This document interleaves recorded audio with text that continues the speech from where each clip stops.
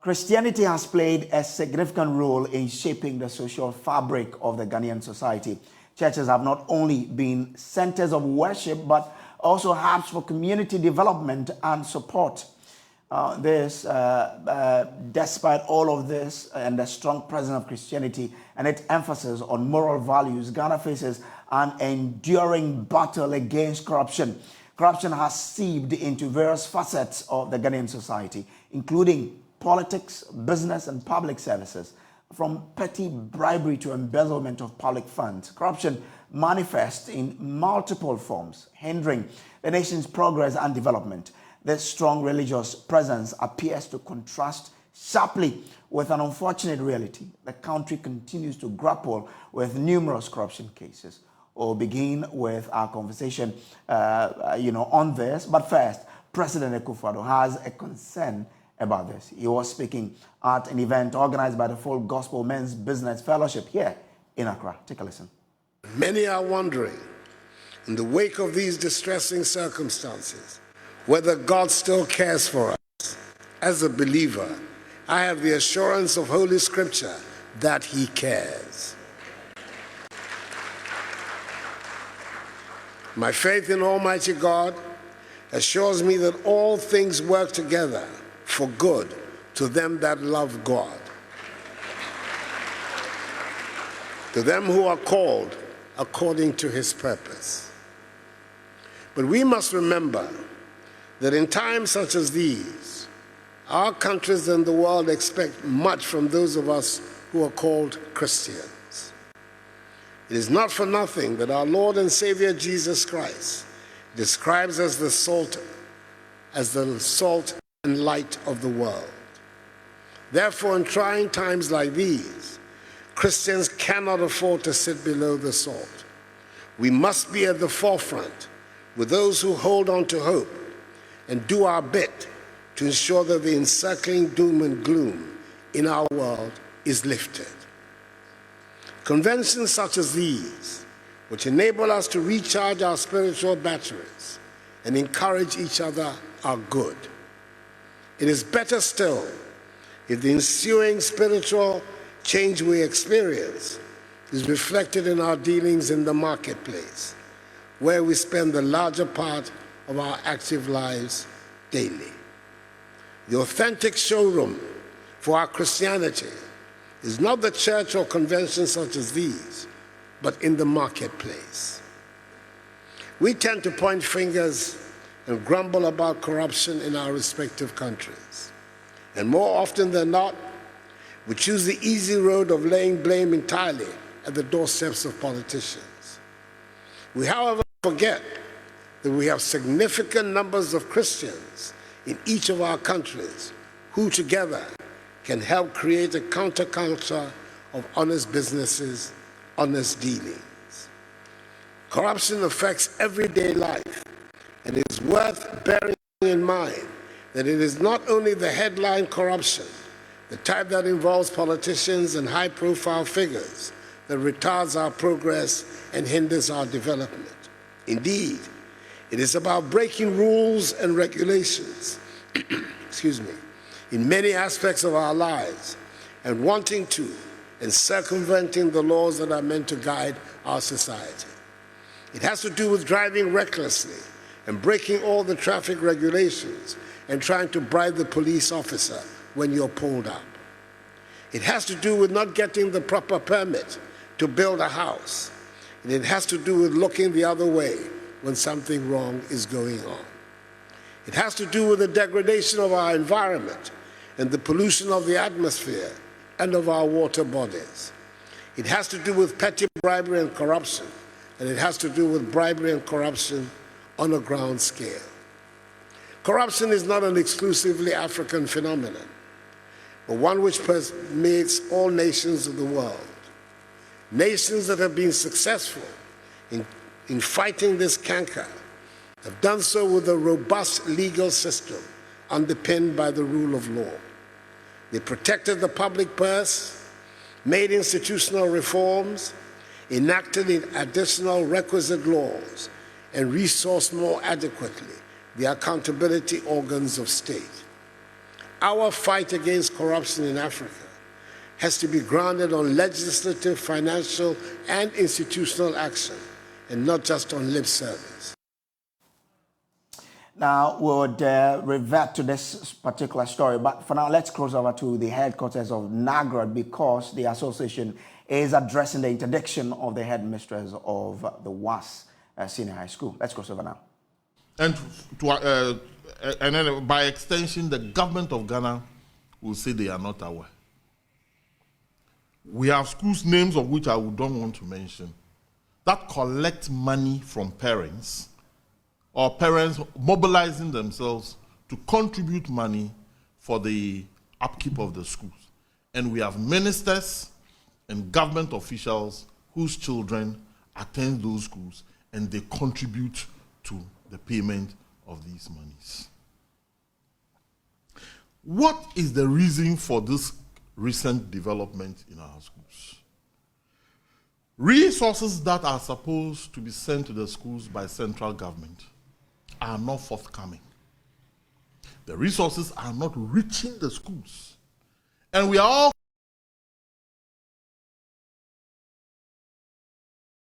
cost item. We have recurrent expenditure to do with repair and replacement of school furniture, broken infrastructure, electricity bills, water bills, the provision of sanitary materials such as detergents and so on and so forth to keep schools running. We also have the need to provide teaching and learning materials to ensure that the purpose for which students come to school is fulfilled. When parents visit the schools, school authorities open up the realities of the school to the parents, and responsible parents begin to gather themselves through the leadership of the PTA to contribute towards the provision of some of these needs. Let me also tell you that there are schools that parents contribute towards feeding, to augment the feeding situation in the school. It is a common practice all over Ghana these days. As I speak to you, a number of senior high schools on postpaid have been disconnected by the ECG. As I speak to you, schools regularly have intermittent power outages as a result of shortage of units on their prepaid. Government is in arrears several months and is not paying these amount of monies for the schools to be able to run. Therefore, the situation as we find ourselves is stemming from the fact that government is not fulfilling its responsibilities of sending adequate resources to the schools. And the parents have come in to fill the gap by mobilizing themselves and contributing to the welfare of the schools. There are schools that parents have mobilized themselves to contribute money towards the welfare of the teachers or to motivate the teachers in these times that final exams are being written. Private classes in schools are going on because the distorted school term and the semester is created an avenue where parents want their children to make up for lost time as a result of the distorted school calendar that we are experiencing. And I'll be very surprised that the government of Ghana is not using its security agencies to identify these problems and report same to it so that they find solution to the problem. We should all stop burying our heads in the sun like an ostrich to pretend that everything in the schools are rosy. Therefore, when you just identify the case of only one school, due to the fact that a parent goes to sit on an FM radio station to create the impression that parents are being forced, and as a result of that, the head of the school is interdicted, you are not solving the problem. You are just isolating one person and just picking that person as a scapegoat. The problem is bigger than West Africa Senior High School. The problem is distributed nationwide, and we think that it is absolutely wrong and unacceptable for heads of schools to be identified individually in the case that we are talking about. Government of Ghana, there is a need for us to sit down with stakeholders to review the free senior high schools. Our schools are deteriorating very fast. There is an upsurge of private senior high schools in this country because they are beginning to be answers to the fact that our free senior high schools are not providing what it's supposed to provide. We plead with government for government to take the most pragmatic decision in the interest of education. We also call on the Ghana Education Service to immediately reinstate the headmistress of West Africa Senior High School and any other headmistress or headmaster in similar situation. Thank you very much. If my national officers who want to contribute, they are all school teachers. They are at liberty to make a contribution, please. Or we can take some questions from the media. Yeah. I am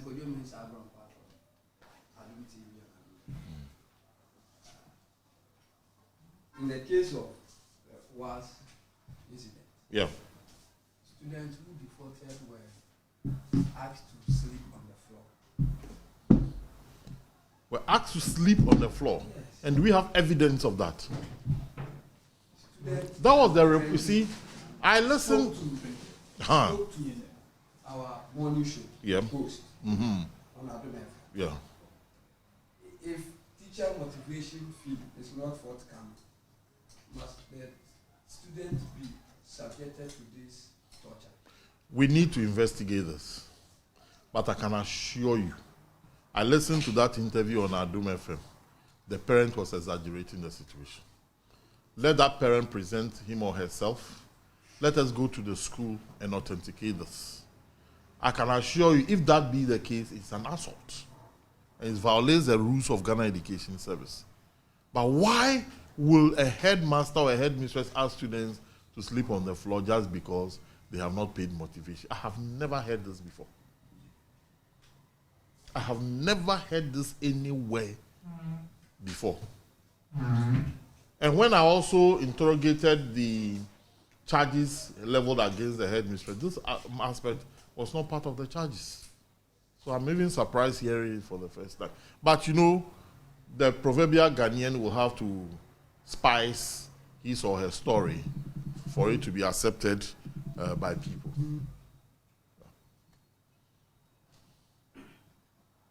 The case of resources not forthcoming, it's been there from 2017. Yeah. Yeah. Always it's been talk from teacher unions, we'll take action, we'll take action. What action are you going to take so that government see the need to address this peculiar challenge confronting the schools? Well, the action is taking itself. That's the situation we are seeing. But let me ask the question. Who should take action more? The parent or the teacher? The parent or the teacher? Can you cry more than the bereaved?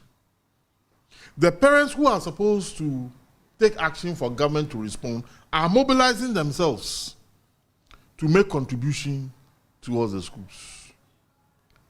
The parents are levying themselves. And you see, I'm surprised because just carry out some media investigation. Almost every school in this country, parents are contributing, and we know it. Some schools, parents are contributing 500 Ghana cedis. Some are paying 1,500. Some are paying 1,500. I know a minister whose child is in a school in Cape Coast, and he pays the highest.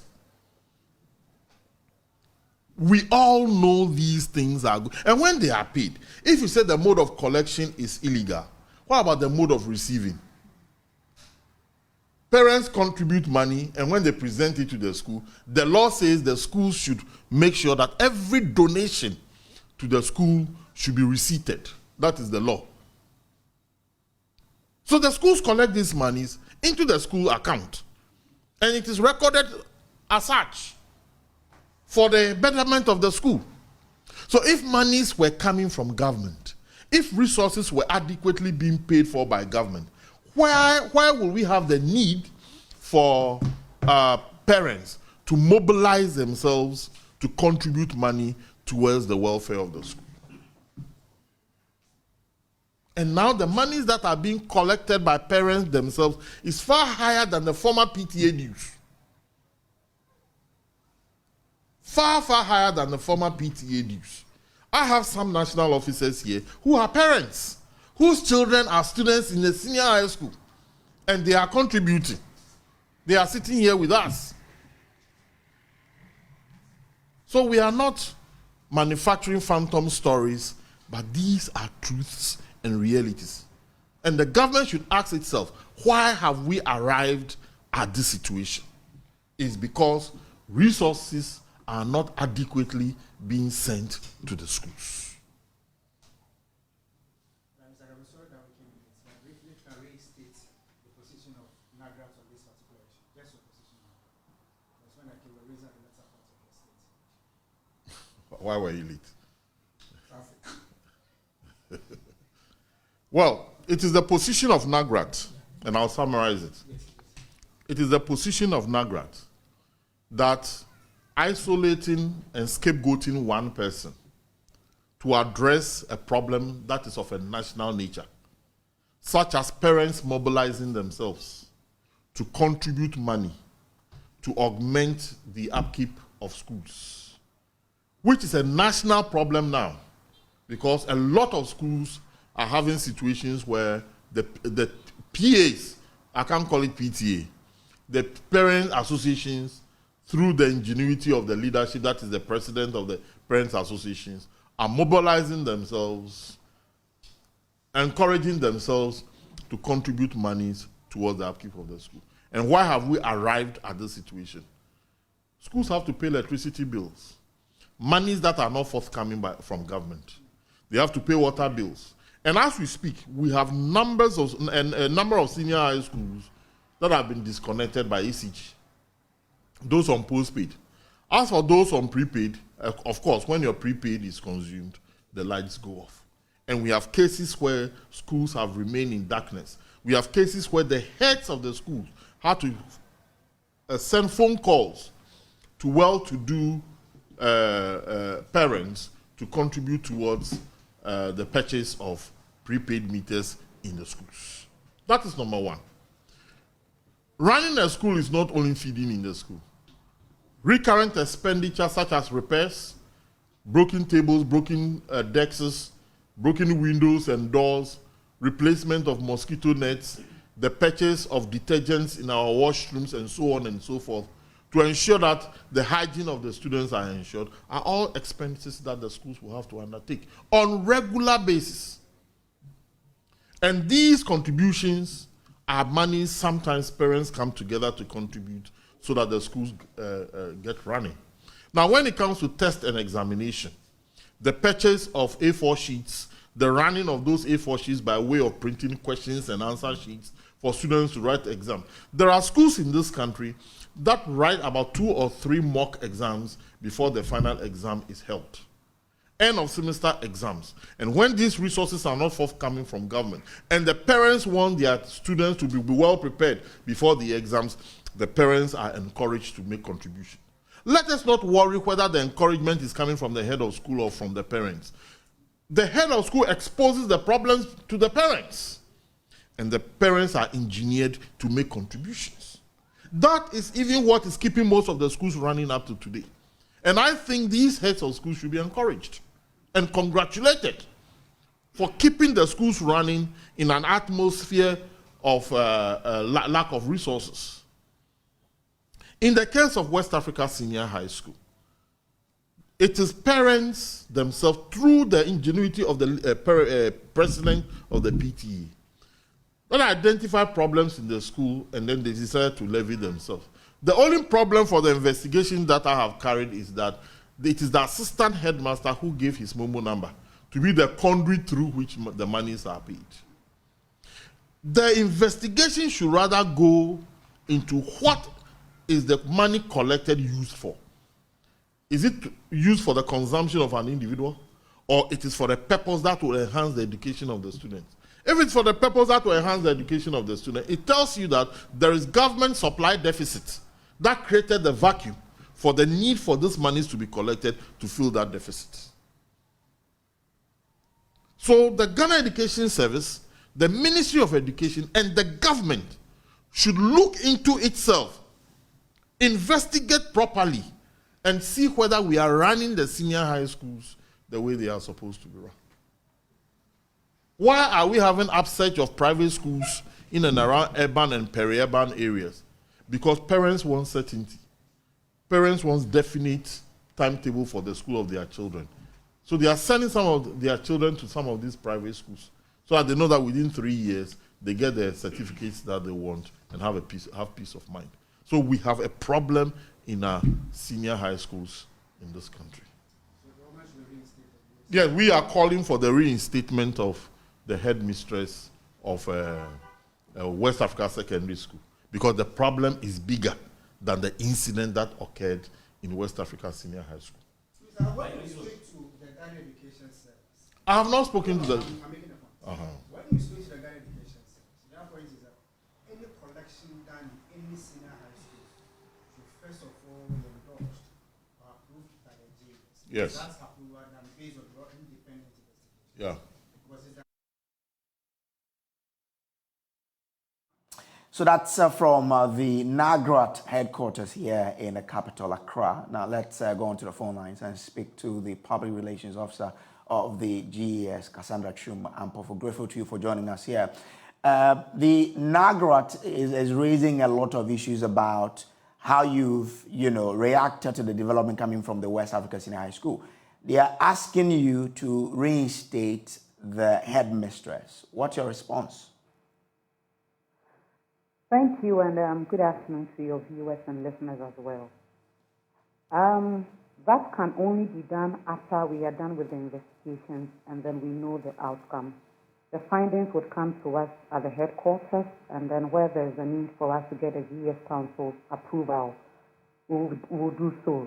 Of course, when we do, after the investigations and it proves otherwise, or probably whatever that we initially established is not confirmed, then why not? We did things for some other schools that we interdicted, before we interdicted, we established a prima facie against them per the allegations that we received. And so we have to finish with the investigation. But for us, let me establish that West Africa Senior High School headmistress was interdicted because of the allegations that we received concerning the levies that she was charging in the school. We as Ghana Education Service do not have any problem with parents' associations coming together to contribute money. What we have a problem with is the fact that if you, when the monies are the monies are made compulsory, when the levies are made compulsory, that across board all of you should pay this amount of money, and if you do not pay, in the case of us, they were paying 100 cedis for teacher motivation. Teacher motivation is being paid by government. It is part of the CSHS package. However, if parents want to even add on so that the teachers get that extra motivation, that is fine. But if you make it compulsory that if you do not pay, then for senior high schools, they will not be, their clearance forms will not be signed, and so you are compelled to. That is what we have a problem with.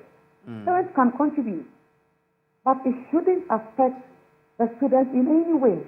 The students must enjoy the teaching and learning, whatever that he or she is enjoying in the school, without any interference. West Africa Senior High School, apart from the teachers' motivation, they are also paying 50 cedis for parent support fees. And if you do not pay, again, your clearance will not be signed, even if you finish with your last paper. And we all know back in the day, you need everything. Your clearance form must be signed. All departments must clear you before you can leave. So why should that be so? So let me put on record that we do not have any problem with parents coming together. West Africa, again, the initial investigation before she was interdicted, the money was going to the school account. The Momo number that was put out there was for the assistant head. If parents are putting together, collecting money or want to raise some funds to support the school, whatever, should it go through an assistant account, Momo account? Should it go through the school's account? We know that a number of parents are helping in a number of schools. We have not said anything. In fact, the allegations that we received, it wasn't only for us.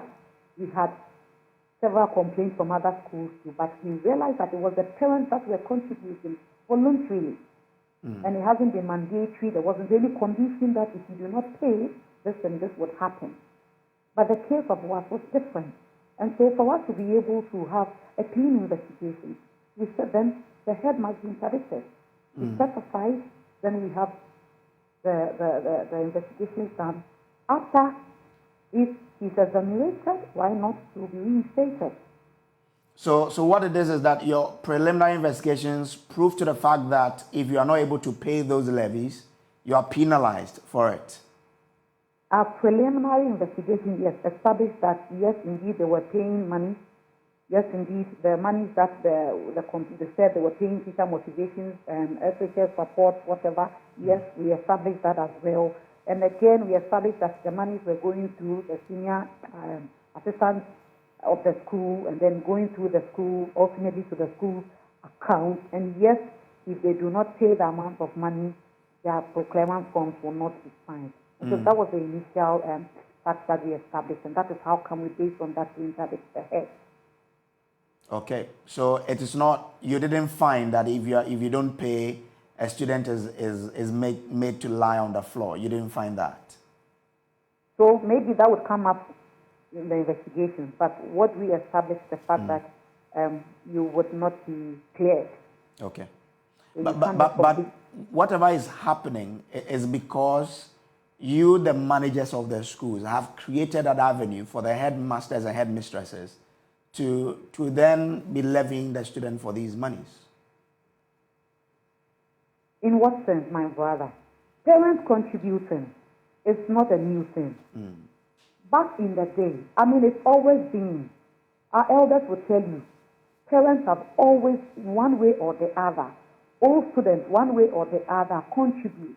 We have philanthropists coming in to help the schools. You know, a number of support from diverse, they all come in to support the schools, you know.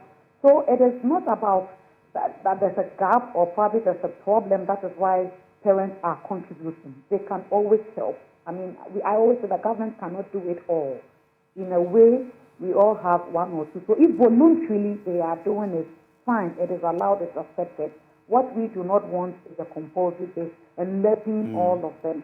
Whatever challenge that they also have, we also have the avenue. We engage the child every now and then. The executives do come to us as a headquarters. They lay before us their challenges. What we can resolve, we do with them. What we cannot, when it comes to funds, infrastructure issue and all of that, we also, talk to us, forward to the ministry, you know. So we have been working towards whatever challenges that they are facing, the ones that we can, we also send to the ministry, just to ensure that, we have the schools running effectively and efficiently. But we all know that the feeding challenges confronting some of the schools are real, and that's why parents are contributing to ensure that there's food for their children. We've also heard of some schools that are not even with electricity at the moment because the ECG has disconnected power to them. Why all this? Yes, we have received reports of some schools having that challenge, and I know the ministry has taken over, and then definitely would be resolved. How many schools are without power as we speak? I do not have the data now. There are not many, just a few of them. I'll take the figures and then let you know in our next interview. So why have we not been able to overcome the challenge of schools not having enough food such that parents would have to come in here? Kindly come again. I didn't get you. Did you talk asking, about electricity or food? Well, you've dealt with electricity that government has taken over. What it means is that there has been an accumulation of debt, and that's why ECG has disconnected the power. So there's a problem. You've assured that government is working on it. I'm asking that why have we not been able to deal with the issue of feeding such that parents will not have to see that there's a challenge or there's a need for them to come in here to help? That's why we find ourselves in this situation, even in the first place. I know currently The schools have been supplied with food staff and all of that. So now I know that I have not personally heard of any particular school that is reporting of a feeding challenge. They raised the issue some time ago and quickly the ministry intervened. And so as I speak with you, that issue has been resolved. I mean, that is the most important thing. So if parents should withdraw their support now, are we sure the feeding for the student will be sufficient? Of course, and that is also not to say that parents should withdraw whatever support. I mean, if they've been doing it, so they can continue. Again, what we do not want is the fact that parents, students should be levied, or parents, students, what we do not want is the fact that schools should not levy their students. Yes. Apart from the WAS headmistress, how many headmasters and headmistresses have also been interdicted on similar charges? In the past or now? I mean now, as we speak. Oh, now the cases or the complaints that we receive, our initial investigations revealed otherwise. That indeed, yes, they were taking money, but the parents were doing it voluntarily. It wasn't compulsory. Some of the schools, it was any amount that you can even pay. Some were paying 500, others were paying 50 cedis, 100 cedis. So based on your strength, your financial strength, so that we had to leave them. It was only once that we established that indeed they had actually levied them. It was compulsory and it was a must for all of them, and that if students do not pay, there was a consequence. All right, Cassandra, I'm grateful to you for joining us here on the Pulse on the Journey channel. She speaks for the Ghana Education Service, Cassandra Chum and Poffo there. Now to our earlier story, Christianity has played a significant role in shaping the social fabric of the Ghanaian society. Churches have not only been centers of worship, but also hubs for community development and support. But despite the strong presence of Christianity and its emphasis on moral values, Ghana faces an enduring battle against corruption. Corruption has seeped into various facets of the Ghanaian society, including politics, business, and public services. From petty bribery to embezzlement of public funds, corruption manifests in multiple forms, hindering the nation's progress and development. The strong religious presence appears to contrast sharply with an unfortunate reality. The country continues to grapple with numerous corruption cases. Well, we'll begin our conversation on this. President Akufo-Addo has already shared in this concern. He has been speaking at an event organized by the Full Gospel Men's Business Fellowship here in Accra, where he's been criticizing how corruption is, seemingly taking shape in our society. You've heard the president make this point. We've been joined via Zoom by the president of the Full Gospel Men's Fellowship International, Mr. Emmanuel Baba Mahama, and on phone is the General Secretary of the Christian Council of Ghana, Reverend Dr. Cyril Fayose. Adam Senanu of St. Ghana is also joining us via phone. Grateful to you, gentlemen. Now, has the leadership of the Christian community failed us? Let me start with you, Secretary to the Christian Council, Dr. Fayose. And a good afternoon to your listeners and viewers. I would say, no, the leadership of the Christian community or the religious community have done their best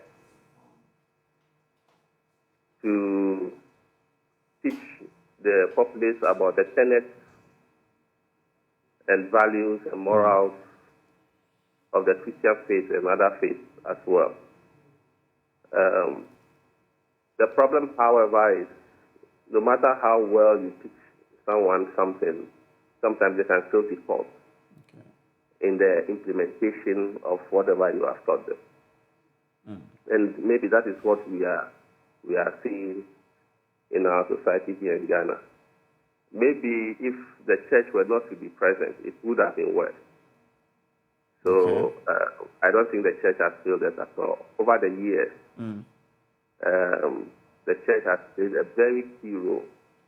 And the fact that even the president said it, and what he said was informed by his Christian roots, Yeah, so the church is still doing its best, but sometimes maybe our best may not be good enough. People still choose to do the wrong thing.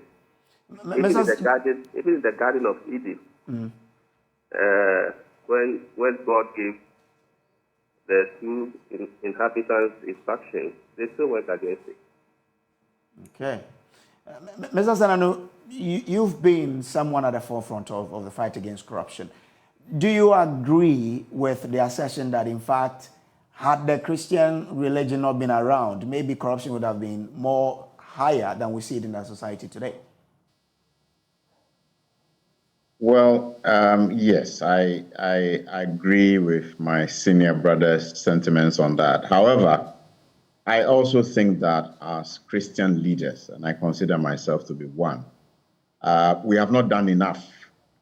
And I say that because I think that we did not fully understand Jesus's model of mentoring, which we call discipleship, where you need to intentionally help people to convert their knowledge about the values of Christ into habits and character.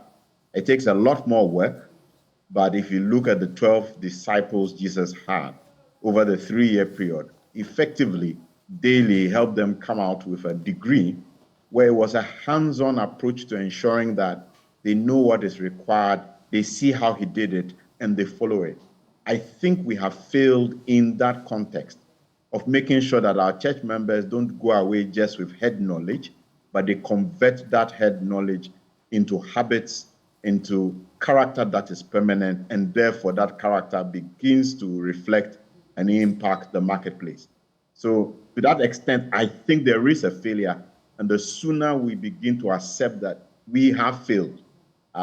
Yes, we have thought the teaching has been important, but the model and approach hasn't delivered the results that will provide the quality of Christian that will impact the national space. So once we have this reality, what is the expectation? What more can the religion do, I mean Christianity, to ensure that corruption is seeing some reduction in our society? Well, if you're asking me, I mean, over the last decade or so, with the work I've done, we have two aspects. They are the law and legislative enforcement part. So do you have the laws and mechanisms in place? Are you enforcing them? They serve as deterrents. But there's also the behavior change part, where we need to do a lot more education and a lot more promotion of values. When we look at the countries that are doing well, especially the Nordic countries of Finland, Norway, we identify that what they have done very well is nurturing strong values. Now, I think that we've not done enough in terms of codifying the values that the Ghanaian stands for. For example, we talk about integrity, honesty, hard work, ensuring that these are part of the curriculum and content, ensuring that in families and homes, we are instilling this in the children. That's where the Norways and Finlands and what have you are doing much better, because a child is being nurtured from childhood to understand that as a Norwegian or as a Finnish, I stand for hard work. Hard work is what we are. Integrity is what we are. Okay. We need to do a lot more of that. Mr. Senator, pardon me, let me hold you for a while and cross over to the Alisa Hotel now. We understand there is a development there. That's where the National Council of the Elders of the New Patriotic Party is holding a special meeting with flag bearer aspirant of the party to discuss matters arising in the party. Let's cross over to Alisa Hotel now to bring you a feed on what is happening there. So, Sami, you at Alisa, you've been there since morning. Give us an update of what's happening there now.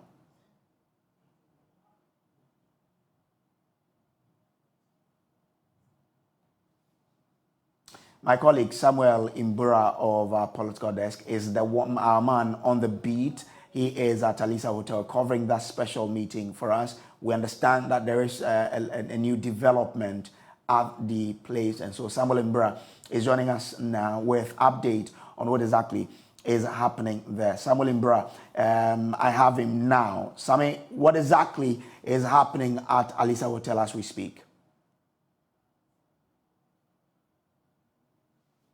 So this is a pause. Samuel Mbura will be joining us with update or the latest on what's happening from the whole. But we do have, an eye on what's happening, and we'll put that on your screen for you to understand what's happening there.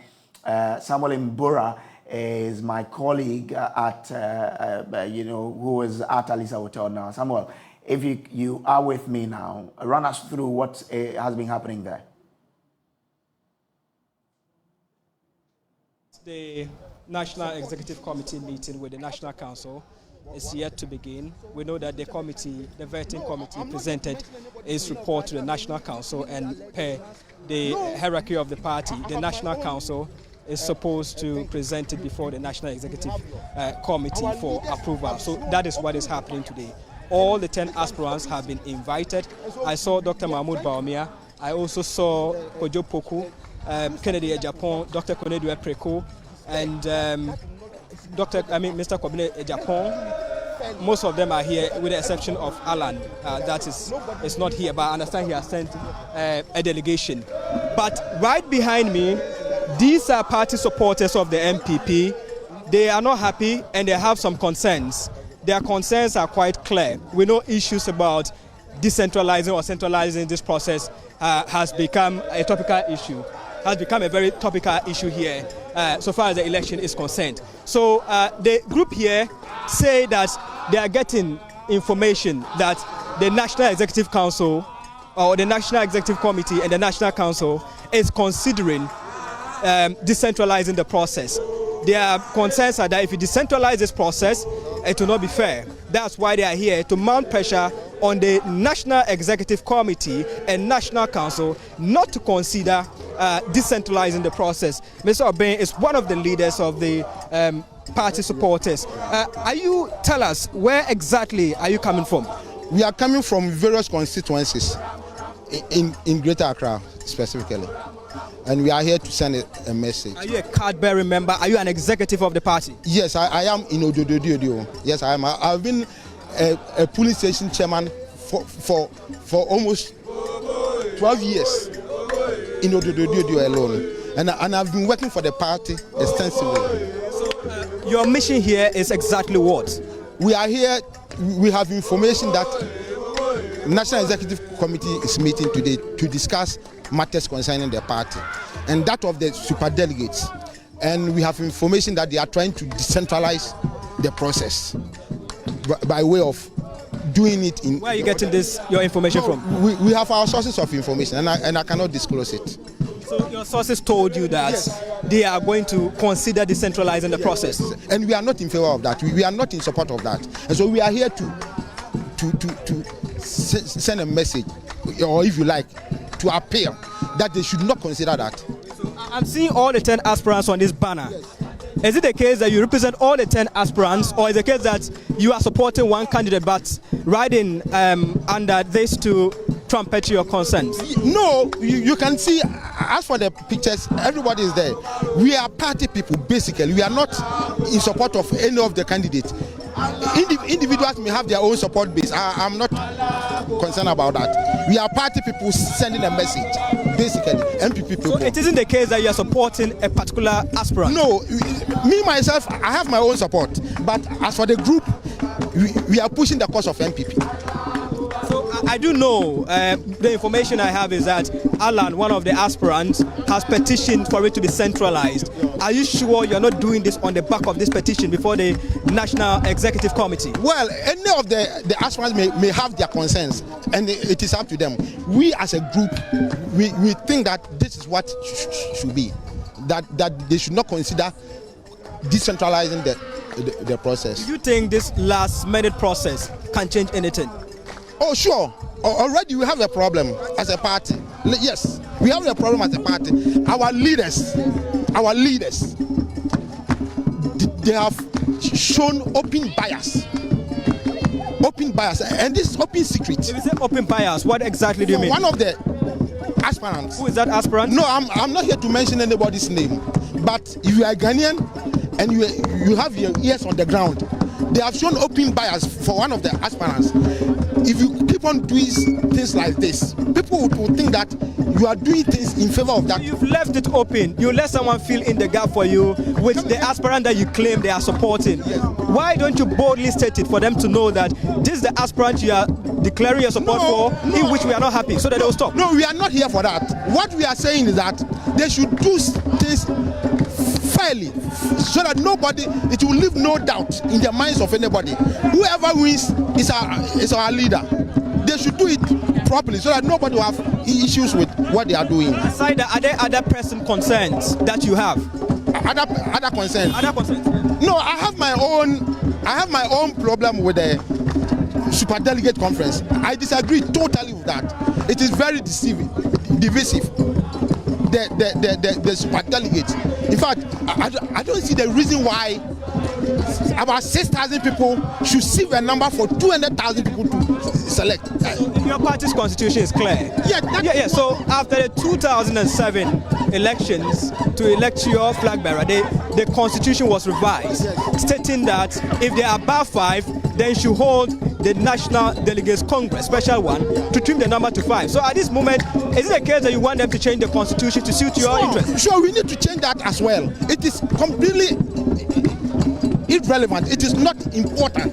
If the number is 20, let them contest, because we have 200,000 people taking a decision, and then we have about 6,000 people sieving a number for them.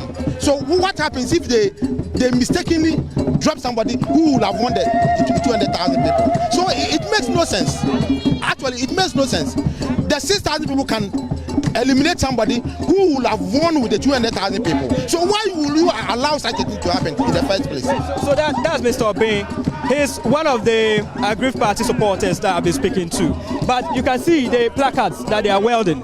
They are saying that Special Delegates Conference, no decentralization. They have pictures of all the 10 aspirants. Another placard reads, if we put 6,500 people at one place, why not less than 900 people?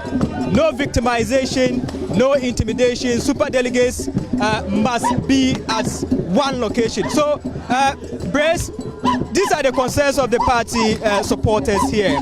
As you heard them, it's not the case that they are supporting or championing the cause of one of the aspirants, but they think that decentralizing the process would compromise the situation on the ground or the election process. We also heard him saying that, or raising concerns or allegations that the party hierarchy is supporting a particular aspirant or candidate in which they are not happy about. But that is the situation from the outside of Alisa Hotel. But inside, the meeting is underway. Most of the bigwigs of the party have arrived. I saw the Chief of Staff, Madam Frida Parry, she came about 30 minutes ago, and the former executives of the party. So all those who matter in the MPP, from the regional to national, are at this particular meeting. It is an in-camera meeting, and the media is not or has not been allowed into the meeting ground. So we are pitching camp outside there, but the information I'm picking about the issues that will be tabled before the committee, the National Executive Committee and the National Council, is that, you know, there have been issues about their voters register. So we know the General Secretary granted us an interview and indicated that they would be cleaning the register. So what it means is that those who have abandoned their position or those who are deceased will be removed from the voters register. So the concerns are that if such people are removed from the register, what happens next? Is it the case that they replace them, or what is it? So some of the aspirants want the register to be maintained after cleaning for the Super Delegates Congress. So another issue has to do with this decentralization and centralization that we have just discussed. So at the end of this meeting, the committee, the National Executive Committee and National Council, they have the mandate to finalize the recommendation by the vetting committee, confirming or otherwise, if they have reservations, the aspirants that have been cleared by the vetting committee to take part in the election. So we are still waiting with our sources closer to find out proceedings from this meeting. But I must say that all the aspirants have been invited. It's only Alan Tremante that is not still around here, but the rest, I can say, I have seen them around. But Alan has a representative in this meeting that is underway. Okay. All right, so that's my colleague Samuel Imbura, who is at the Alisa Hotel covering this special meeting of the NPP for us. Now, let's return to our earlier conversation. Ms. Edem Senanu is still with me, and Dr. Fayosi, they are all with me. So, Ms. Edem Senanu, you are making a point when I cut you off. If you could wrap up for me. Well, I'll just point out that, yes, when we look at the global data on anti-corruption, the countries that are doing well, one of the things that they've done is to nurture certain core values.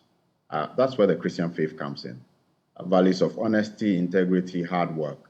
And it's an area that we need to do much better in this country. And I think that Christians and the Christian churches can play a very important role in that regard. Okay, all right. Let me wrap with Dr. Fayosi. So Dr. Fayosi said, so that's it. We need to help in building a society that has some principles, really. What do you think we can all do going forward?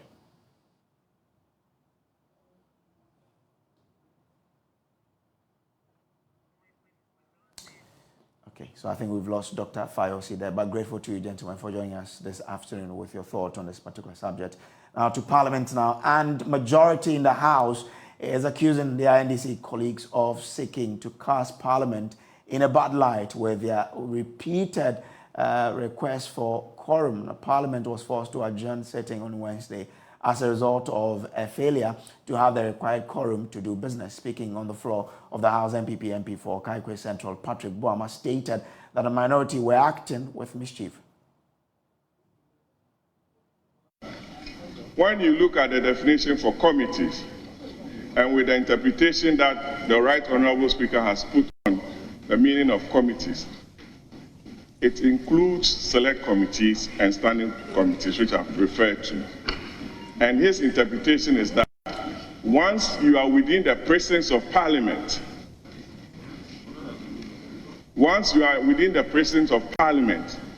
you are deemed to be present within Parliament, undertaking a business that he has so directed. So for a member who belongs to a committee that was sitting, with its sitting being televised live, to rush into the chamber to raise an issue of quorum, for the whole country to think that this Parliament is not a serious house, smacks of mischief. Mr. Speaker, we are in this country together. We want to run the country as a civilized one. And we believe that members ought not to stray into other areas that will present or put the image of Parliament in such a bad state, Mr. Speaker. This ought to be looked into, Mr. Speaker. People come in, sign, and leave the chamber. They attend committee meetings. It's part of the work of Parliament. A wrong signal ought not to be sent out to the general public, Mr. Speaker. Now, Parliamentary Affairs Correspondent Kweku Asante joins us with details. Kweku, did the minority raise matters of quorum to day two, and how did they respond to the allegations against them? So Kweku will be joining us, but the minority have also been responding to this allegation from the majority side. Listen. Mr. Speaker, yesterday, the gravamen of my motion before the House that we were not properly constituted, we couldn't have come to a correct decision because of the fact that we lacked the correct number for commencement. And indeed, the record was that we were 35. I am therefore scandalized to hear from my brother that I raised these matters, these constitutional procedural matters bordering on propriety as a result of mischief. The world is looking at us, my brother. And so I am happy if we want to gather to do business of Parliament and conduct affairs of state. But the Constitution provides that in doing so, the appropriate numbers of Parliament must be properly constituted before that can be done. We didn't match that lower threshold yesterday. The votes and proceedings that you are waiving, the green booklet, it's not votes and proceedings of members who were present at commencement. At commencement.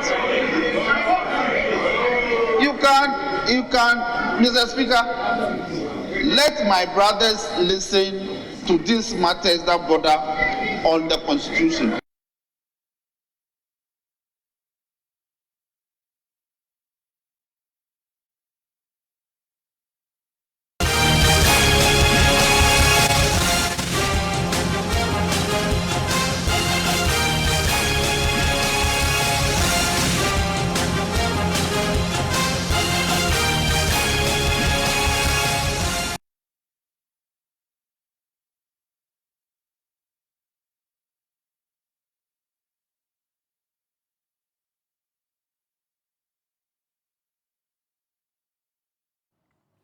Well, so Kweku Asante is our parliamentary affairs correspondent, and he is joining us now. Kweku, what has Parliament been, I mean, what have they been considering today? Is it the issue that we understand Roxanne has been responding to the issue of quorum there, but what else have they been putting forth today? It's been another slow day in Parliament. The House was able to do a number of business in terms of questions, but the key and weighty business that normally Parliament would do, having to do with bills, they could not do it. The NDC minority have forced another adjournment of the House, and just about an hour ago, Parliament has adjourned without doing any critical business on the floor.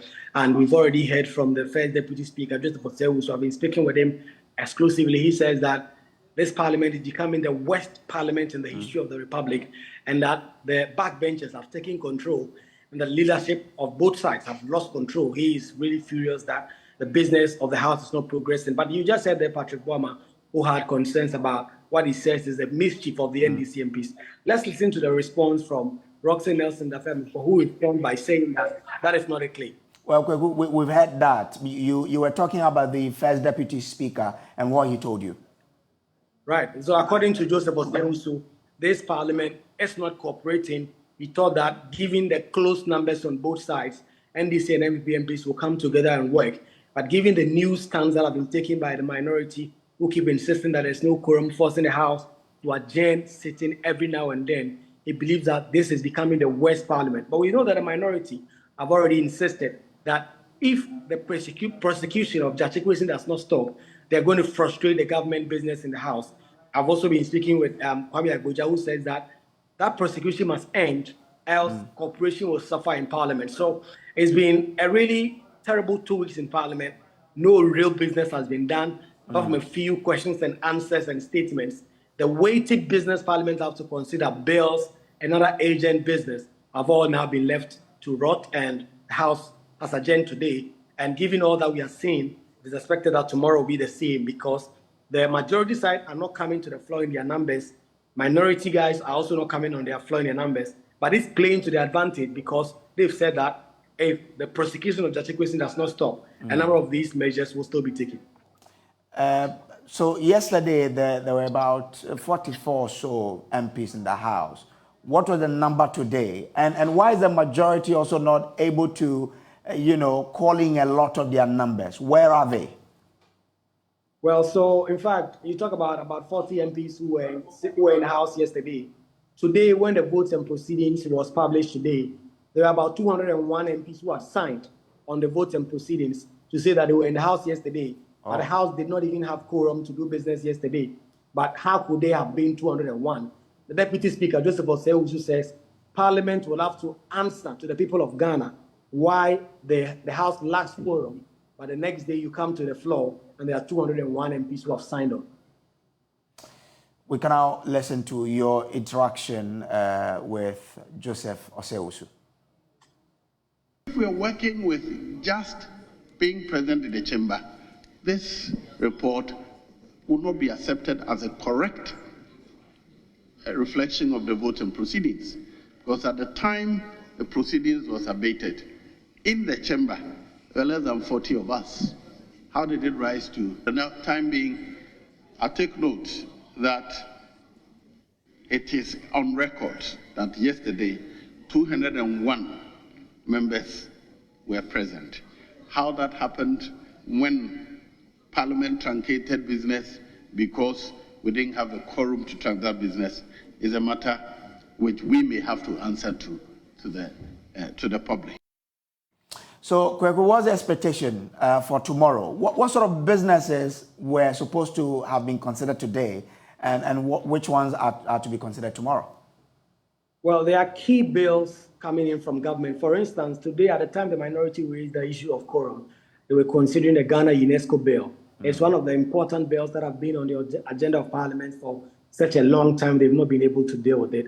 There is also a bill from the Lands and Natural Resources Ministry on the agenda. There's a bill on the death penalty. There's a constitutional review amendment bill. There are a number of really key bills that government would have expected that they will be able to deal with it before Parliament adjourns. We know that Parliament has just 2 weeks to go on break. Next week, they will focus on the mid-year budget review, and then the following week will be the last week they would have to adjourn because they're going on break on the 3rd of August. Okay. So all these bills, the expectation is that they'll be able to take them through. But both sides have not been able to bring in their numbers on the floor. In particular, when it comes to the minority, it is intentional because initially their decision was to boycott sittings. They decided that they were not going to boycott anymore. They are going to bring some members to the floor, but only a minimal number so that they can raise matters of quorum to frustrate the doing of government business. So it is now up to the government side to bring in all their 138 MPs, but they've not been able to do so. Both yesterday and today have counted less than 50 NPP MPs on the floor. That which means that more than 80 of their colleagues are absent. And the majority leader himself is not around. His deputy, Alexander Finyomakin, is also not around. And so the leadership of the majority side is also only left with Arnaud Dompré, Habib Idrisu, and Lydia Al-Hassan. And they are facing a really tough time being able to deal with the minority leadership on this time. But we've said, and we've reported it on a number of occasions, that the new strategy by the minority to frustrate the business of government is to come to the floor with just a few MPs to raise the issues of quorum so that the House will adjourn, key government business will not be done, all to force the hands of government to drop the prosecution of Judge Ikwesi. Okay, grateful to you. Kweku Asante is the man in Parliament. Now, we know that a new patriotic party has already opened nominations for its orphan parliamentary constituencies. The following report looks at some fresh faces who have already joined the race.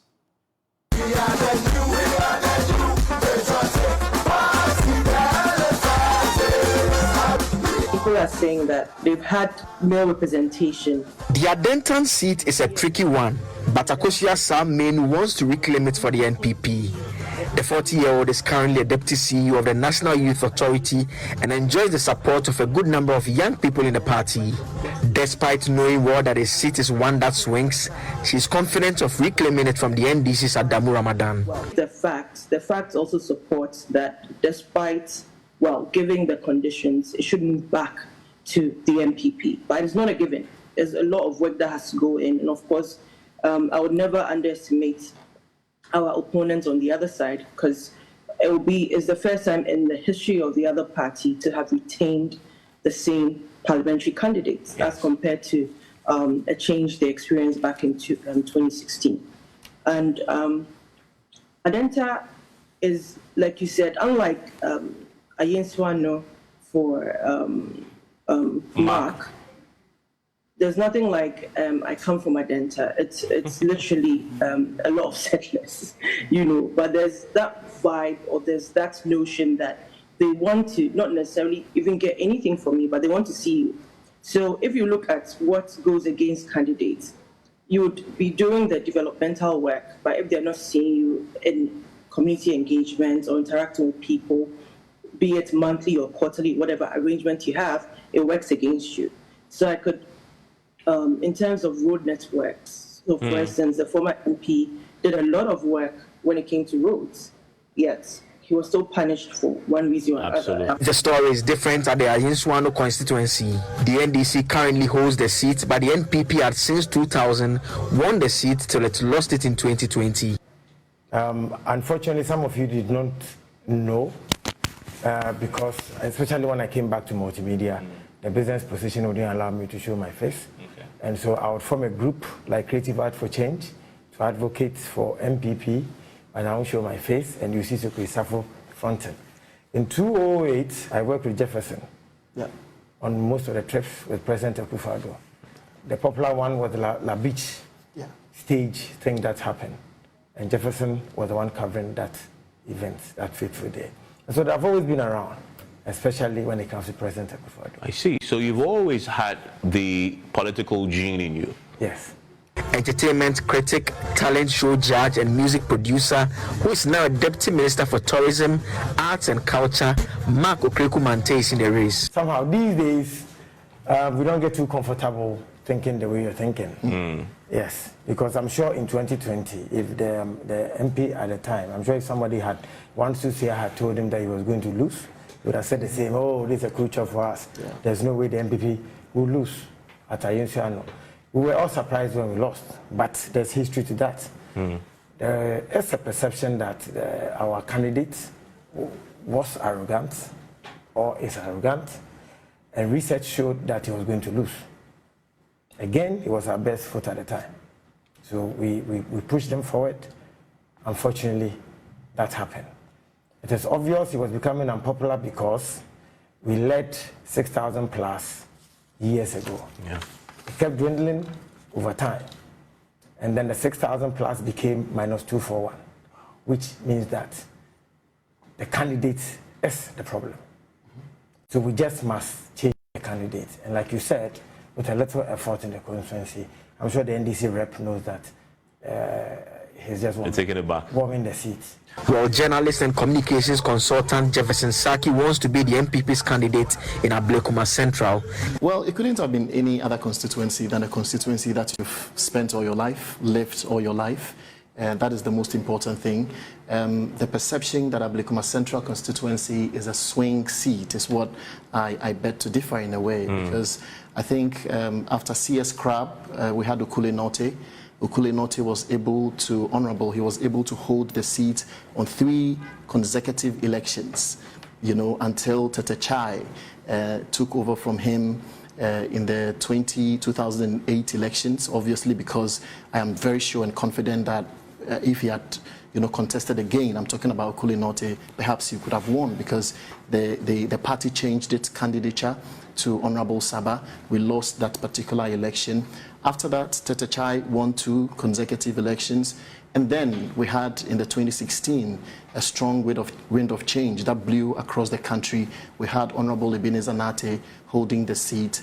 Unfortunately, in the 2020 elections, we lost it. We lost it despite all the many developmental agenda that government had set and the many, infrastructural development that was going on in our constituency. And interesting. Because I think the dynamics in our constituency is quite clear, that if you have a candidate who is appealing to the people, a candidate who is able to break beyond the natural lovers of the New Patriotic Party into the NDC, you are able to get more marks. Because you see, in 2016, we won with about 6,000 or so margin.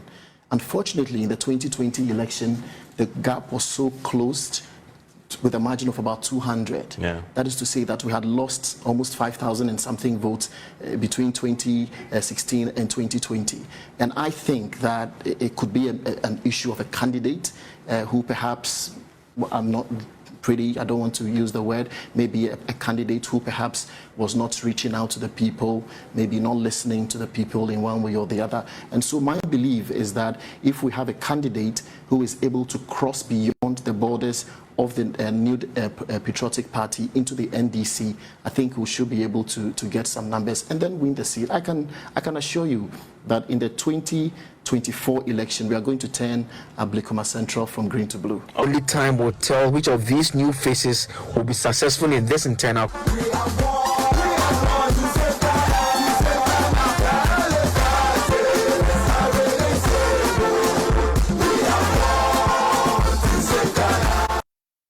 And your election headquarters will be with you every stage of the process so that you get to know what's happening in the various constituencies across the country. This is the Pulse on the Journey channel. We'll take a quick break. When we return, food insecurity is expected to persist in 2023 as about 850 Ghanaians were pushed into poverty due to rising price of food and a decrease in the income of Ghanaian households. You'd want to know the difference between the highest income earner in the public sector and the lowest. Stay with us. We'll be back.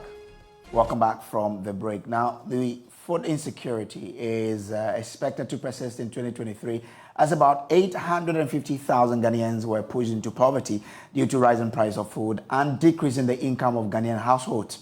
The World Bank, in a report titled Price Surge, Unraveling Inflation's Toll on Poverty and Food Security, reveals that as food prices continue to climb, many Ghanaians will struggle to procure food to meet their dietary need or satisfy their food preferences for an active and healthy life.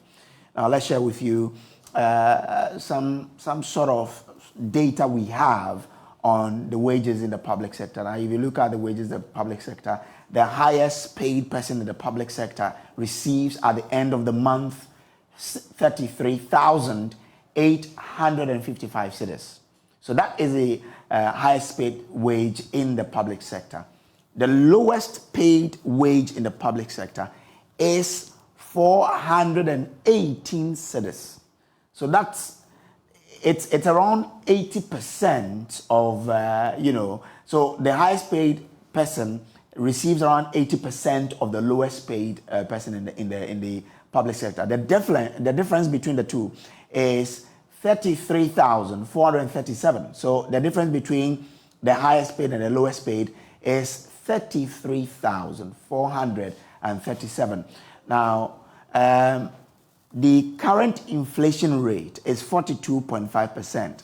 What does that mean to you in terms of your salary? When you receive your salary, what impact does inflation have on it? Now, if you receive 500 cedis at the end of the month, with the current inflation rate of 42.5, it lowers your value by 212.5 cedis. So if you receive 500, it means that in actual sense, you take home 287.5 cedis, because that is the inflation is taking away 212. If you receive 2,500 cedis at the end of the month, inflation rate is taking away 1,062 cedis, 50 pesos.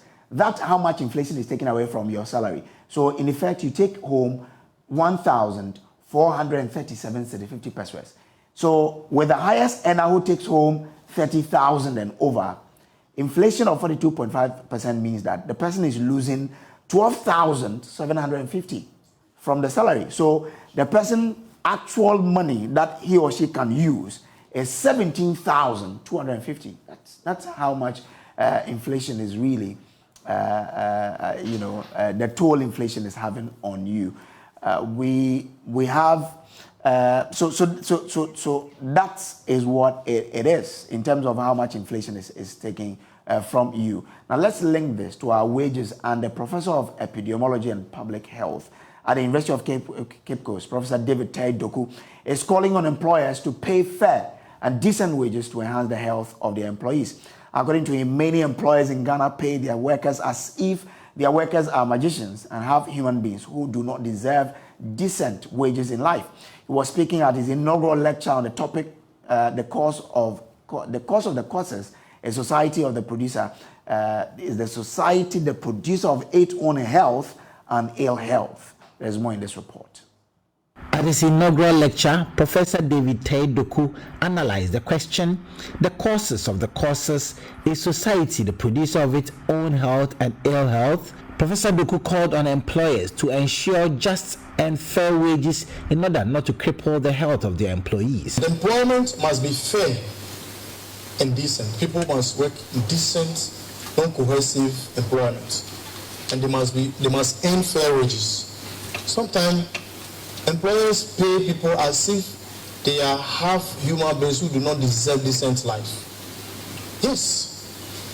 And then others are paid as if they are magicians who must multiply their income in order to survive. Yes. Wages must be fair and must be able to provide decent living for earners.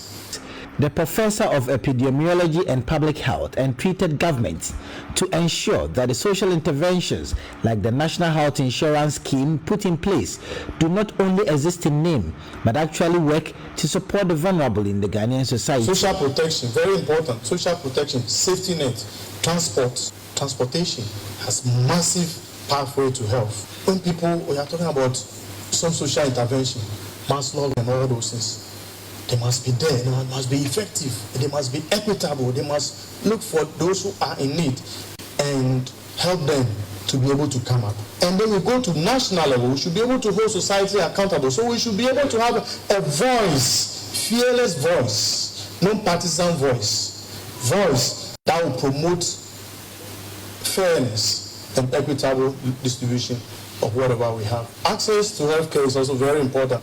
Health insurance, and this is what we were chatting on one platform, my undergraduate platform, and somebody said that does health insurance exist in Ghana? And then my friend Mark Kumoji wrote, yes, it does. It will take you to the consulting room and the rest is yours. Health insurance must work. Health insurance must protect the people. Vice Chancellor of the University of Cape Coast, Professor Johnson Nyakobuampon, read out some of the remarkable successes chalked by Professor David Tay Doku. Professor Doku has substantial national and international exposure and networks. He serves as external expert examiner in the disciplines of epidemiology and public health for universities both in Ghana and abroad. Professor Doku holds important editorial positions with reputable journals. Professor Doku currently leads Ghana's team of global network working on providing compelling evidence to inform advocacy for accelerating progress towards the attainment of health and health-related sustainable development goals. The College of Professors at the university initiated him into the team of 4 professors and urged him to continue with his exploit in research. Richard Kojonya for Joy News.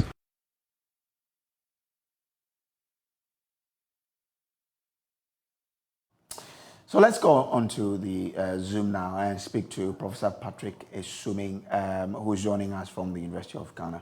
I'm grateful to you, Prof. Now, so the World Bank is also looking at the impact of inflation on a household incomes. And you saw there that if I receive, say, 1,500, I'm losing more than 1,000 cedis. If I receive 2,500, I'm losing more than 1,000 cedis through inflation. How can households then really manage their affairs? What can we do? Good evening and good evening to viewers. So first of all, let me start by saying, can you hear me? Yes, clearly. Okay. So first of all, thanks for having me. Yeah, so you introduced me as a professor. I have to say, maybe you are professor. Yeah, it's a doctor. So, Dr. Patrick Esuming. Dr. Patrick Esuming. Sure. Right. So, yeah, I think food inflation is a big problem because we know that poor people spend a higher fraction of their incomes on food. So when food prices are rising, the rate that we have been seeing in recent times is quite problematic, I think. But we need to understand the inflation number that you read, the 42.5. That is from June 2022 to June 2023. Yeah. So it means that if your income has stayed the same, then from last year, then it means that that's how much your income has lost. It's lost almost half of the value. Yeah. And we know that in the recent period, even though inflation has been running away, wages haven't kept up. So I think that's the sense in which we see that the wages are being eroded away by the current bout of inflation that we are having. So yeah, that is expected because, again, like I said, we know that poor people spend a higher fraction of their incomes on food. So when food prices are rising, ordinarily you would think that many poor people should be net producers of food, so they would have benefited. But if you look at the pricing structure of food in this country, when food prices are rising, it doesn't necessarily mean that the producers of food are the ones receiving the higher prices. Because of the pricing structure, people will go to buy from the farm gate at lower prices and then come and add transportation costs, and then the middlewomen and middlemen are the ones who tend to benefit a lot more. So really, Professor Doku, as you heard in the report, is asking for employers to pay their employees well. In this instance, how do we deal with it? Because food prices are going up. We are not being paid much. How can households then manage? So specifically about the need for employers to pay their employees well. Yeah, for sure. You have to understand that, as an economist, the way I look at it is that pay is related to productivity. So, your employer cannot be paying you over and above what you are bringing to the value you are bringing to the company. So I think that one is very important. But Prof, we are in an economy where even when the employee is productive, because the salary is not tied into how productive you are, and if you are on one level of a salary, that's what you take until there is an increment of a sort. So, in the private sector, your task is defined. So the productivity is embedded. Your task is defined. And you notice that sometimes when people exceed their expectation, then they get paid a bonus, for instance. So that is where the productivity and the pay is going hand in hand. I think in the public sector, though, sometimes it's a little bit different because the wages are negotiated. Even though the underlying driver should be productivity, sometimes it doesn't come out clearly. So sometimes you see, especially there's been concerns about the productivity of the private sector, of the public sector. We have to understand that, we have to disaggregate, which components of the public sector people work. So obviously some, if we are working based on paying based on productivity, you get a sense that some people in the public sector will probably should be receiving higher wages. But I think the problem we tend to have is that usually the wages tend to increase across the board without really focusing on the relative contribution and the productivity. So it's good that, obviously the workers have to be sufficiently well paid to be able to, enjoy some good health, very good nutrition, to be very productive. So it goes hand in hand. In economics, there are some theories that say sometimes the pay should precede the productivity with the expectation that over time the worker will pay up. But you can't discuss the pay and leave out the productivity. It always has to go hand in hand. Okay. But how do we deal with food inflation really in this country? A country that is expected to grow more food, but we are being battered by inflation here and there. How do we keep it under control? So there are several things across the whole chain, from the production chain to the distribution chain. There are problems all over that requires substantial investment. If we start with the production chain, one of the reasons why food prices have increased, especially since last year, is the input prices have become very expensive. Start with fertilizer. I think since sometime last year, government's fertilizer subsidy program has been in problems. So it means that fertilizer prices have gone up, seedling prices have gone up, and then other input costs have gone up. So that means that the farmers are not able to produce as much. So that's one problem. Then we also have real problems with the distribution chain.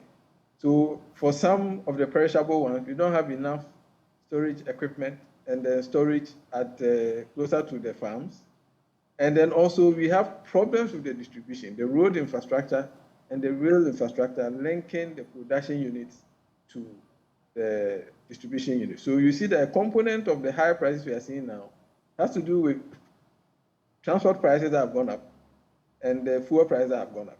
And then a component has to do with the actual cost of producing food that has gone up.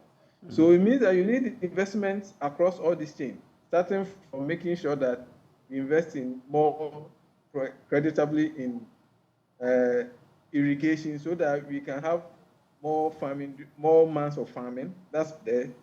Then also ensuring that the farmers are getting cheaper inputs and cheaper credit to especially fertilizer and then other things. Then also investing a lot more in the road infrastructure, linking the core food production regions to the consumption places. So we need to invest across the entire chain. But we know that this is not going to happen. Exactly. Even if you did that investment today, the food prices will stay high for a while, unfortunately. Now, government in the last year or so decided to then be cutting food from the farm gate to the market centers. Is that a strategy that we should explore in a wider perspective to see how it could reduce inflation, food inflation, or this is something that is not sustainable, and so we shouldn't look at that as a way of solving this food inflation issue? I don't see that strategy being sustainable. I mean, first of all,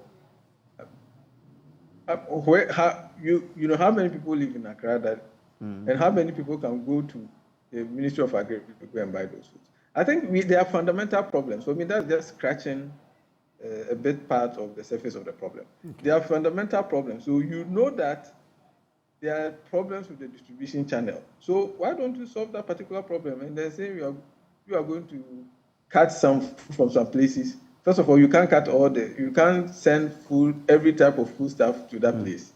And then you really don't want people coming there. Then you have to think about what you are doing to private sector people who are investing in the food distribution chain. So I don't think that's any strategy that we should be thinking about. So how do you solve the distribution challenge then? So, I mean, there are different things. I think the first thing that will help is if the road networks were better, that will help. Because one problem is that at the same time that sometimes we are struggling with food in the major urban centers, you go to the rural areas and then food is there rotten. So I think, improving the road infrastructure will ensure that more private transport owners may be willing to invest in, those large trucks that will help cut the food. And then you solve the cost of sending the food from those places here. So I think, we have to look more into the infrastructure. If the road is not sustainable, we want to think about rail or other sources. But those are all long term. But clearly, in terms of the distribution, we have to start with that. Because if the roads are good, if people you should go to some of the places where the food comes from. The road is so bad, when it rains, the car just stuck, and for days they can't come. And all of that will increase the cost of bringing the food to the urban places. So I think we should definitely look at those kind of investments. Okay, Prof, I'm grateful to you for joining us here on the Pulse. Dr. Patrick Isuming is an economist speaking to us there. Now to other stories now, and there's tension brewing at Nima in the Greater Accra region as chiefs and people of the community allege installation of a chief over them against their will. Addressing a media briefing earlier this morning, the chairman of the Council of Zongo Chiefs in Ayawaso East and West, Sariki Louise, says the installation should be rescinded to forestall imminent tension.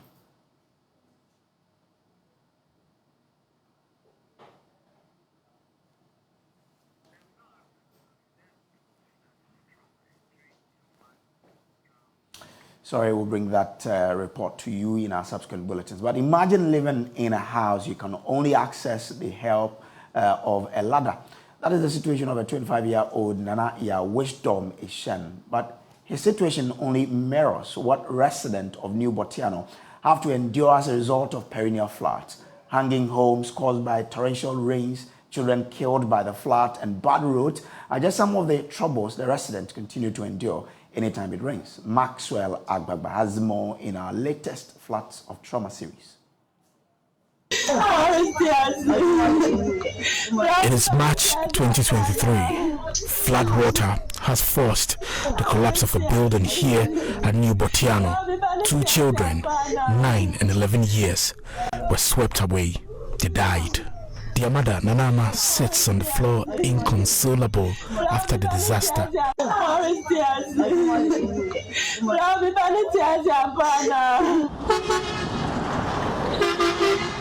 After the collapse of the building, Nanama relocated from New Botiano. She never wanted to have anything to do with this community again. Oh, if I'm Ransford. Ransford Ebenezer. I've met 18-year-old Ransford Ebenezer Chum. The two children were his friends. He says he was traumatized for days. The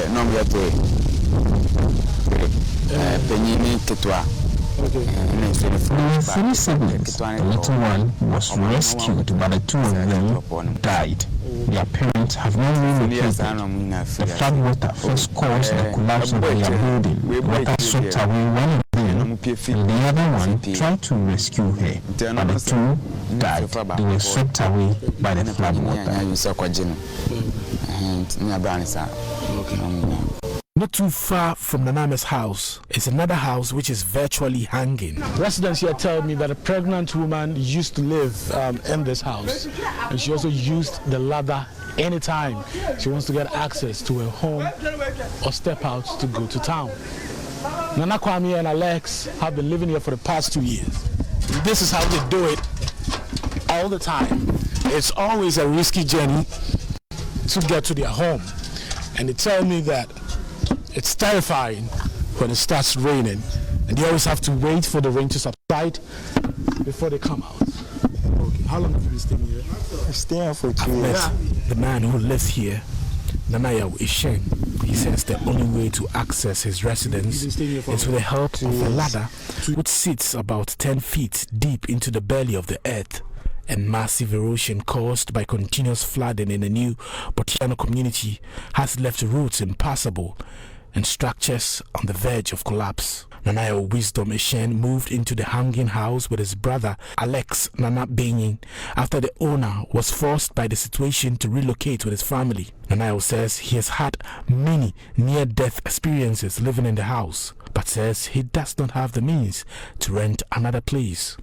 It's very, very dangerous. When the rain is falling, hard one or heavy one, and you come and stand here, even here, you listen, the flow, because there's very huge rain passes through here, so it's very, very dangerous. So why didn't you move out of this place? So you don't have any other place? No, I don't have any other place. I'm young to rent a house or do something else, so here is the choice I want to. Okay. Without the ladder, I won't come out. I can't come out. Okay. Yeah. What if someone comes to use the ladder one day? Then I will stay here till when I get a new ladder. Niall's brother Alex Nana Benyin says the flood is not only destroying their building, it is also destroying properties, roads, and claiming lives. But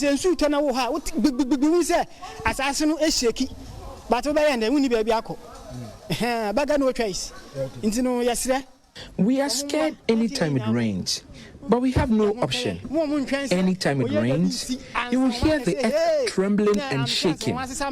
They shouldn't wait until any catastrophe strikes before they decide to take action. They should deal with the problem now. Because of recently,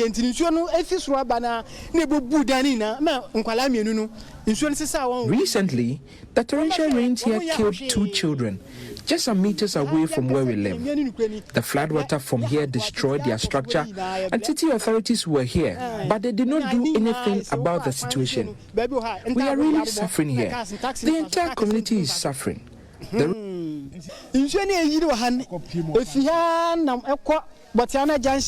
floodwater from here goes all the way to Botiano Junction, SCC Junction, and around Atala.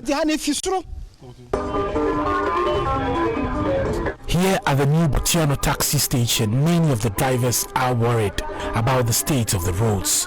They say the rains have caused deep gullies on them, leaving the roads impassable. General Secretary of the Taxi Union, Emmanuel Adopreko, is appealing to government to fix the situation. No, they're going to do something because we are part of Accra. Then even though at times when we asked them, they said this place is not in the government schedule that they are come to do the route. But we are put to because people are living here. Those over here, let's make this, they can even more than 5,000 plus. The situation at New Botiano does not only pose a challenge to residents, but persons who use the Accra-Takoradi Highway. The flood water and silt from the community and other parts of the Weja-Kasa Ridge are dumped on portions of the highway, resulting in bumper-to-bumper traffic. A resident, Eric Jano, says until authorities deal with the problem from the source, residents of New Botiano and persons who use the Accra-Takoradi Highway will continue to endure the floods of trauma. Now to our earlier story, where there's tension brewing at Nima in the Greater Accra region as chiefs and people of the community alleged installation of a chief over them against their will. Addressing a media briefing earlier this morning, the chairman of the Council of Zongo Chiefs in Ayawaso East and West, Sariki Louis, says the installation should be rescinded to forestall imminent tension.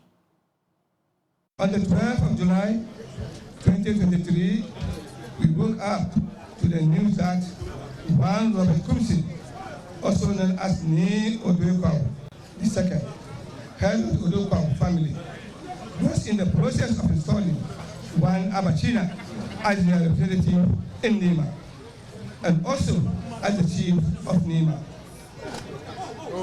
In the day, the said Abachina, Gimbala, and his cohorts were seen driving through some streets of Nima, shouting in their air and ostensibly to announce its installation by Robert Kumsin, also known as Ni Odokwao, to the surprise and chagrin of onlookers.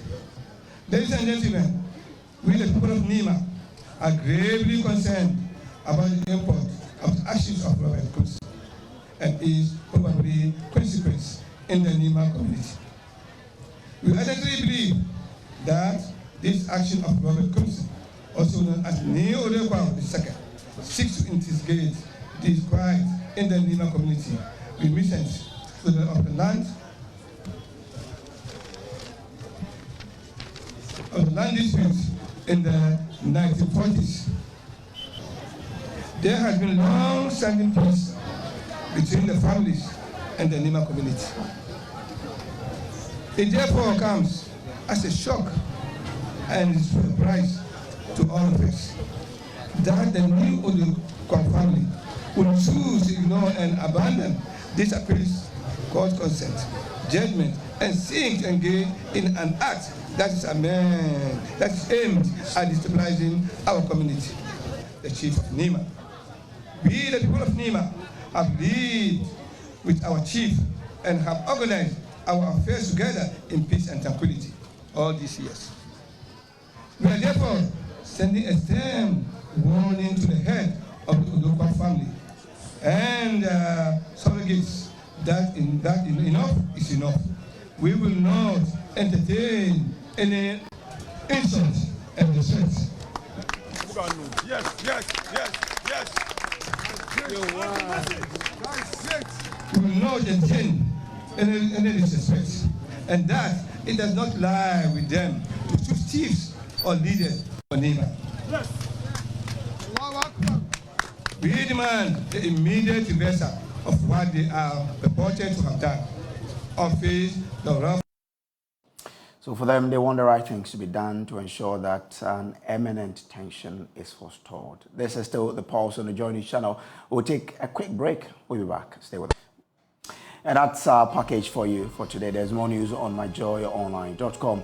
My name is Samuel Brace. On behalf of the team, please do have a pleasant evening. Up next is Business Live with Pius Kojo Baka.